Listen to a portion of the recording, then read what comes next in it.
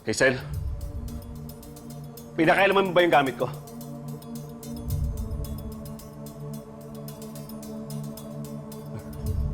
Tinatanong kita, sumagot ka.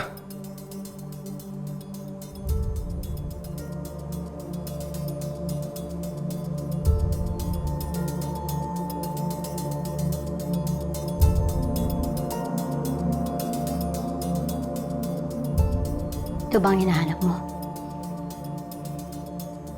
Bakit nasa iyo?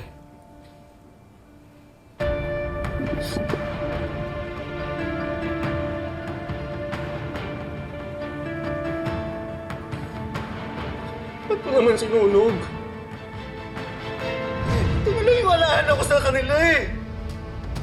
Dahil yun ang dapat. Kapal na mukha mo. Dito pa talaga, sa bahay ko. Dito ka pa nagtatago ng mga basura mo. Isang ito na lang natitirang alaala ko sa kanila. Eh di mabuti. Para wala na ako ibang hahanapin para sunugin.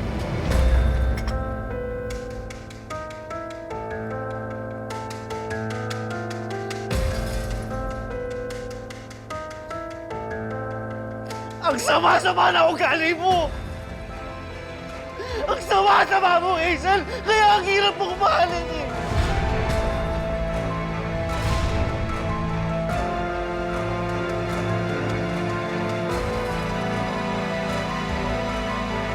Ano sabi mo? Ang hirap mong mahalin!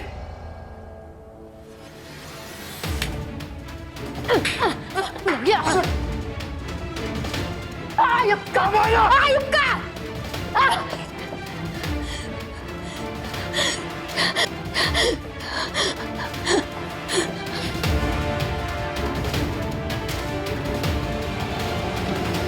Nakamanlaw! Ah!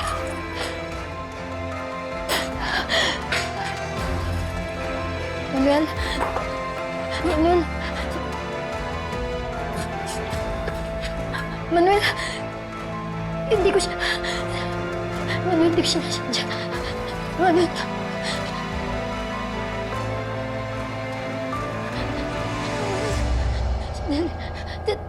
Sandali kita sa ospital. Sandali. Huwag mo ko hawakan! Oh, hindi ko pa sinasadya. Sandali. Sinasadya.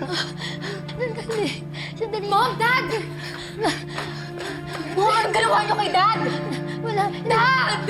Hindi ko sinasadya. Hindi mo sinasadya ng tiyago! Gusto mo talaga akong saktan eh! Dati mo na ginagawa sa akin to, hindi naman to unang beses eh! Ano, Hazel? Pagod na ako! Wala kayo bang ginawa kundi kontrolin yung buhay ko, kundi pagsilosan yung dati kong pamilya. Tapos yung natitira kong alaala sa kanila, sinulog mo. Pagod na ako. Ano ba, mas mabuti mo maghiwalay na lang tayo eh. Dad! Dad! Dad!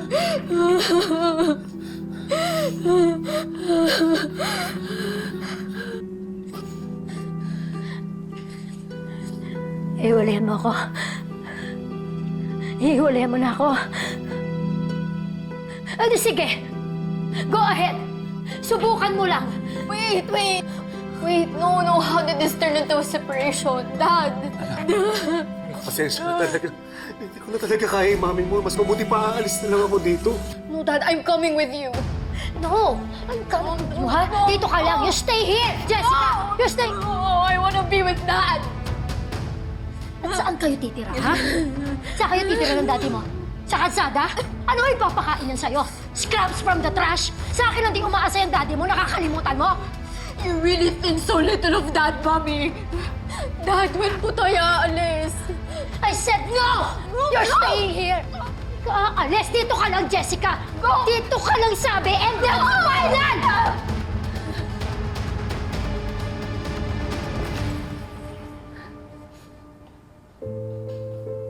Anak, ako lang aalis ha. Dito ka na lang. No, Dad. I'll only stay in this house kung nandito po kayo. But if you leave, I'm leaving too. Anak, dito ka lang ha. Dito ka sa mami mo. Andito yung buhay mo eh. Andito lahat ng kailangan mo. Sa pag-aaral mo. Komportableng buhay mo. Andito sa mami mo. Kaya niya ibigay yun. Anak, aminin ko, hindi pa kita kayang buhayin. Tama yung mami mo.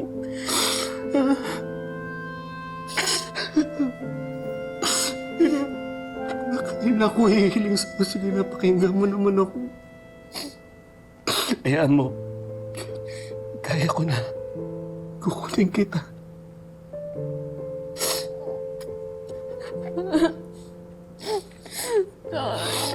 Kamutin na po natin yung sugat niyo, Dad. Dad.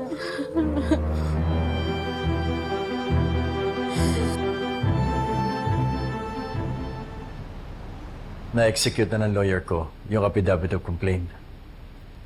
Sige, Tito, kakausapin ko yung mga kapitbahay ni Daisy na mag-testify dun sa korte. Sasiguraduhin kong hindi na makakalabas yung Lance na yun sa kulungan. I will help you as much as I can. Salamat po, Tito, ha. Tito, salamat po pala sa pagligtas sa buhay ko. Utang ko ho yung buhay ko sa inyo. Naku ba, wala yun. Tito, kapag naayos ko na yung pamilya ko, mabawasan na ng oras kay nanay. Baka ko pwedeng kayo na yung bahala sa kanya. Don't worry, Jeffrey. I will take care of her for the rest of her life. Saan ko po yan, ha? Sige, Tito, una na ako. Ingat ka. Paalis ka na. Nay, opo. May pupuntahan. Tito, sige po. Sige. Oh, anong sabi ni Dr. Cortez? Hindi ko na kinausap. Hindi rin naman akong papayag na magpa-discharge ka eh. Under observation ka pa. Thelma, I'm okay. The more na nag-stay tayo dito, we're losing time. Huwag kang makulit. Alam mo kung iniisip mo yung negosyo natin, nandun naman si Andrea. Kaya na niyang patakbuhin yung operations. Paano yung launch nung sisig ni Bunso? Yung interview mo sa Pinoy Moms? Ang daming iniisip. Pwede isa-isa lang. Pwede magpagaling ka muna. But Thelma, Hindi ka mananalo sa akin. I'm your boss.